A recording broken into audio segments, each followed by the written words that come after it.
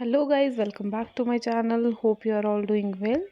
तो आज की कहानी एक मर्डर मिस्ट्री है। कई ऐसे मर्डर केसेस हैं जो रहस्यमय हैं, जो कभी सुलझे नहीं। कुछ बहुत बड़े केसेस हैं जो मिस्ट्री बनकर रह गए, जैसे for example Ayushi murder case. आज तक पता नहीं चला आयुषी और हेमराज का मर्डर किसने किया। निचली अदालत ने तो माँ बाप को कसूरवार करार कर दिया, दोषी करार कर दिया। हाई कोर्ट ने बरी कर दिया। मामला अभी सुप्रीम कोर्ट में है। आज तक बहुत बहुत सारे मर्डर मिस्ट्रीज़ हैं।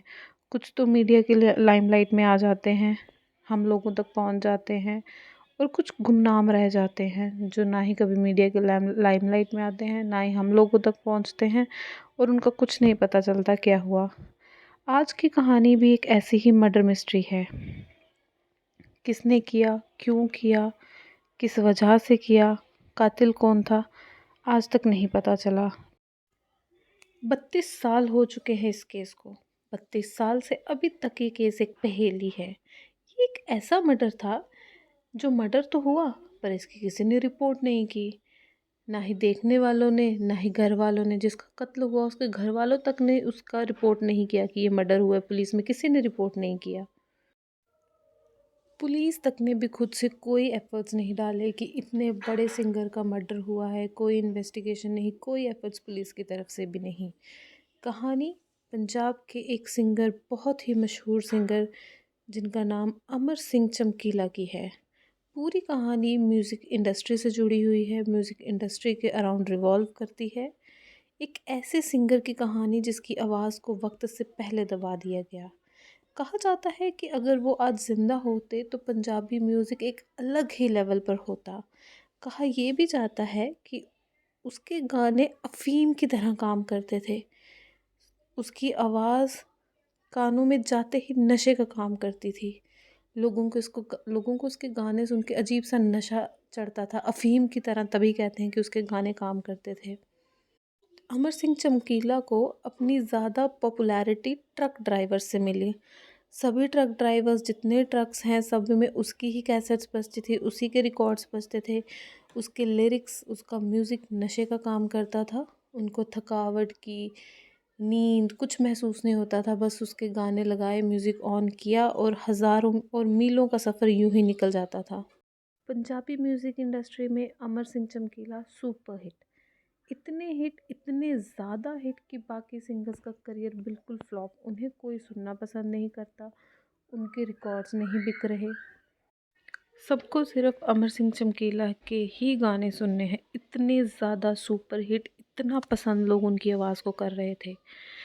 हिंदुस्तान क्या, Canada, America, Dubai, foreign countries में उनके परफॉर्मेंसेस, दूर दूर तक उनके परफॉर्मेंसेस। सिर्फ 10 साल का करियर, और इतना मुकम्मल करियर सिर्फ उन्हीं का। वो दौर था ही सिर्फ उन्हीं का। लोग सिर्फ, कहा जाता है कि लोग सिर्फ उन्हीं को सुनना पसंद कर रहे थे और किसी को भी नहीं। उन्हीं की कैसेट्स बिक रही हैं, उन्हीं को लोग लाइव सुनना पसंद कर रहे हैं, उन्हीं की लाइव परफॉर्मेंसेस हो रही हैं। बाकी सिंगर्स की ना कैसेट्स बिक रही हैं, ना लाइव परफॉर्मेंसेस हो रही हैं। लोगों की डिमांड ही सिर्फ अमर सिंह चमकीला थे। इन 10 सालों में बहुत सारे रिकॉर्ड्स उनके नाम। एक साल में 365 डेज़ होते हैं, और उनके नाम एक साल में 366 शोज़ करने का रिकॉर्ड है। 365 डेज़ में 366 शोज़ उनके नाम करने का रिकॉर्ड है। दिन आता है 8 मार्च 1988 का। जलंधर से 40 किलोमीटर दूर महजामपुर नाम के एक गांव में उनका एक स्टेज शो था। करियर उनका इस समय एकदम पीक पर। उनके साथ उनकी को सिंगर अमरजोत, जिनसे उनकी शादी भी हुई थी, बीवी उनकी, वाइफ उनकी, 3 उनके म्यूजिशियन और 2 और उनके टीम मेंबर। दोपहर 2 बजे उनकी गाड़ी आकर रुकी। लोग वेट कर रहे हैं, लोग बहुत समय से इंतज़ार कर रहे हैं कब अमर सिंह चमकीला आए, अपने मन पसंदीदा गाने सुने, जो लोगों के बहुत पसंद करते हैं लोग उनके गानों को। लोग बहुत वेट कर रहे थे कब वो आए, लाइव शो उनका देखें। उनकी गाड़ी आकर रुकी, गाड़ी से वो उतरे। स्टेज की तरफ जैसे वो जा रहे हैं, वैसे ही अचानक एक बाइक पर 3 नौजवान, 3 लड़के सवार होकर बहुत तेज़ी से आते हैं और उनकी सारी टीम पर फायरिंग स्टार्ट करते हैं। फायरिंग के दौरान गोलियां चमकीला, उनकी पत्नी अमरजोत, उनके हारमोनियम प्लेयर, ढोलक प्लेयर और एक म्यूजिशियन को लगती है। इतनी गोलियां लगती हैं कि वो उसी समय गिर पड़ते हैं। जो वो एक म्यूजिशियन था, उसे सिर्फ एक ही गोली लगती है, क्योंकि उसके ऊपर कोई और गिर गिर जाता है तो वो उसे सिर्फ एक ही गोली लगती है। और जितनी तेज़ी से वो लोग आए थे, उतनी तेज़ी से फायरिंग कर कर वो लोग वहाँ से फरार। जहाँ कुछ समय पहले खुशी का माहौल था, लोग एकदम खुश थे, चमकीला आएंगे, गाने सुनेंगे, नाचेंगे गाएंगे, खुशी का माहौल, वो माहौल पूरा एकदम मातम में बदल जाता है। सबको हॉस्पिटल लेके जाया जाता है। उनमें से 4 लोगों की मौत, एक बच जाता है क्योंकि उसे गोलियां कम लगती हैं, उसके ऊपर कोई और गिर जाता है, इस वजह से एक बच जाता है। चमकीला, उनकी पत्नी अमरजोत, उनका हारमोनियम प्लेयर और ढोलक प्लेयर, चारों की मौत हो जाती है। अगले दिन ये खबर पूरे पंजाब में फैलती है, न्यूज़पेपर के ज़रिए, मीडिया के ज़रिए, पर फिर भी उस तरह से नहीं फैलती जिस तरह से उस वक्त का इतना बड़ा सिंगर, उसका कत्ल हो गया, शरेआम मर्डर हो गया, उस तरह से ये खबर नहीं फैलती। उस समय पंजाब में टेररिज्म अपनी पीक पर था। उस समय के डीजीपी केपीएस गिल, उनको ख़ास तौर पे पंजाब में इसीलिए भेजा गया था ताकि वो पंजाब से टेररिज्म को बाहर कर सके। चमकीला के घर वालों ने भी पुलिस में रिपोर्ट नहीं लिखवाई, मिर्ज़ापुर के लोगों ने भी पुलिस में रिपोर्ट नहीं लिखवाई, पुलिस ने खुद से भी कोई एफर्ट्स नहीं लिए। सबसे बड़ा सिंगर, उसका इस तरह से मर्डर हो गया और कातिल फरार। कातिल को किसी ने ढूंढने की कोशिश तक नहीं की। एक दिन कोई शिकायत करता है, हल्की सी इन्वेस्टिगेशन स्टार्ट होती है। लुधियाना के पास एक गांव दुर्गी करके, जहां पर उनका जन्म हुआ, वो इलेक्ट्रिशियन बनना चाहते थे, नहीं बन पाए तो थोड़े दिन कपड़े की मिल में काम किया। भगवान की तरफ से कुदरती ही आवाज़ उनकी बहुत अच्छी थी, खुद गाने भी लिखने शुरू किए उन्होंने। शुरू से बचपन से आवाज़ अच्छी थी, खुद गाने लिखने शुरू किए। शुरुआत में कुछ बड़े सिंगर्स के साथ काम किया, फिर खुद के गाने लिखने लगे, कंपोज करने लगे, गाने लगे।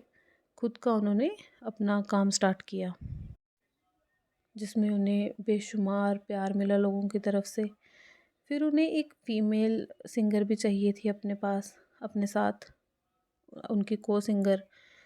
वैसी कोई भी ऐसी फ़ीमेल नहीं थी जिनकी आवाज़, उनकी आवाज़ के साथ एक मेल बैठता है, दोनों की आवाज़ अच्छी लगे साथ में। उनके कुछ जानने वाले लोगों ने या उनके टीम के मेंबर ने अमरजोत के बारे में सजेस्ट किया। उन्होंने अमरजोत के साथ डुएट करना स्टार्ट किए।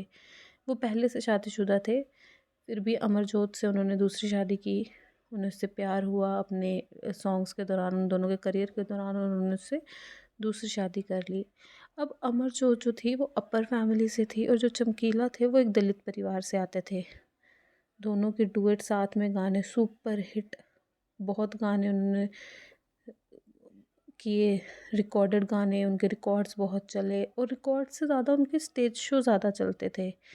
पूरा पंजाब उनके पीछे दीवाना था, सब लोग उन्हीं को सिर्फ सुनना चाहते थे। पंजाब क्या, कनाडा, अमेरिका, दुबई तक उनकी इतनी पॉपुलैरिटी कि बाकी के सिंगर एक तरफ से मान लो कि बेरोज़गार हो चुके थे।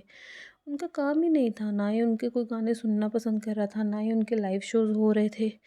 बाकी के सिंगर एक तरह से बिल्कुल बेरोज़गार। वो अपने गाने जो थे, उनके लिरिक्स, वो अपने गाने खुद लिखते थे, लिरिक्स उनके खुद लिखते थे। और खालिस्तानी टेररिस्ट को उनके गाने पसंद नहीं आए। उनको ऐसा लगता था कि उसके जो गाने हैं पंजाब की सभ्यता के ख़िलाफ़ हैं, पंजाब का माहौल ख़राब करते हैं, इसलिए उनको उनके गाने ना पसंद नहीं आए खालिस्तानी टेररिस्ट को। बड़ी बार उनको धमकियाँ भी मिली उनकी तरफ से, हरमंदिर साहिब भी बुलाया गया, वहाँ जाके चमकीला ने माफ़ी मांगी सबसे, और फिर उन्होंने कुछ धार्मिक गाने गाए जिनको लोगों ने बहुत बहुत सराहा, बहुत पसंद किया। लोग दीवाने थे उसकी आवाज़ के। 1979 में उसका करियर स्टार्ट होता है, और 1988 में उनको दिन दिहाड़े गोली मारकर हत्या कर दी जाती है। इस 10 सालों में उन्होंने राज किया पंजाबी इंडस्ट्री में, उनके सिवाय कोई और किसी लोगों को पसंद नहीं, सिर्फ उन्हीं का राज। अब कत्ल की क्या वजहें थी? इसकी कुछ थ्योरीज़ लोग देते हैं, अपनी अपनी थ्योरीज़ कुछ लोग उस समय के देते हैं कि उसके कत्ल की क्या वजह हो सकती थी। इन्वेस्टिगेशन तो प्रॉपर हुई नहीं, कातिल तक पहुंचा गया नहीं, कातिल तक पहुंचते तो वजह पता चलती। पहली कि उसका मर्डर नहीं, ऑनर किलिंग थी। जैसे कि अमरजोत एक ऊंची जाति से थी और चमकीला दलित परिवार से था, तो अमरजोत के घर वालों को ये बात पसंद नहीं आई। उनको लगा कि उनकी बिरादरी में उनकी इज्जत नहीं रही या बेइज्जती हुई है उनकी, क्योंकि उनकी बेटी ने एक दलित परिवार में शादी कर ली।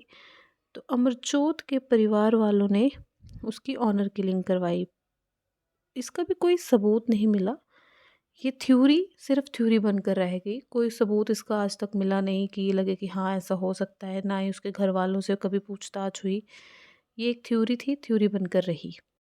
दूसरी वजह कि खालिस्तानी टेररिस्ट से बहुत बार धमकियाँ मिल चुकी थी, कुछ गानों से उनको नाराज़गी थी, उनको पसंद नहीं थे उनके गाने, तो वो टेररिज्म के चलते उन्होंने उसकी हत्या कर दी।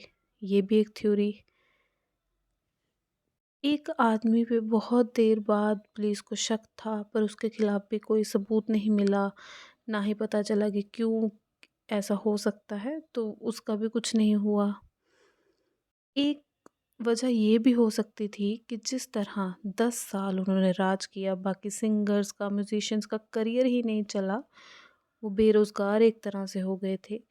तो जेलस के चलते उनको लगा कि जब तक ये है हमें तो कोई सुनने वाला है नहीं। तो जेलस के चलते उन्होंने सुपारी देकर उसकी हत्या करवा दी, पर उसका भी कोई सबूत नहीं मिला। एक वजह ये भी आई कि एक स्टेज शो में उनको बुलाया गया जहाँ वो जा नहीं सके। बहुत बार होता है कि कहीं इंसान नहीं जा सकता, उसके पास टाइम नहीं है, टाइम मैनेज नहीं हो रहा है, तो किसी ने नाराज़ था, कि गुस्सा था, तो उसने नाराज़गी में गोली मार दी। पर ये सब थ्योरीज़ थी, थ्योरीज़ बनकर ही रह गई।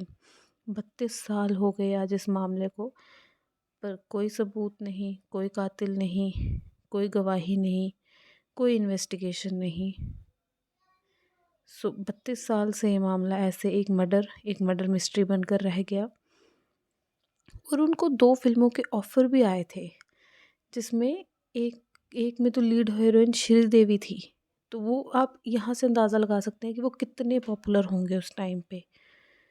तो ये थी अमर सिंह चमकीला की मर्डर मिस्ट्री, जो आज तक नहीं सुलझी। तो जी ये थी अमर सिंह चमकीला की कहानी। Thank you very much. कल फिर मिलेंगे एक नई कहानी के साथ। Please like, share and subscribe my channel and do give your views in comment box. Thank you.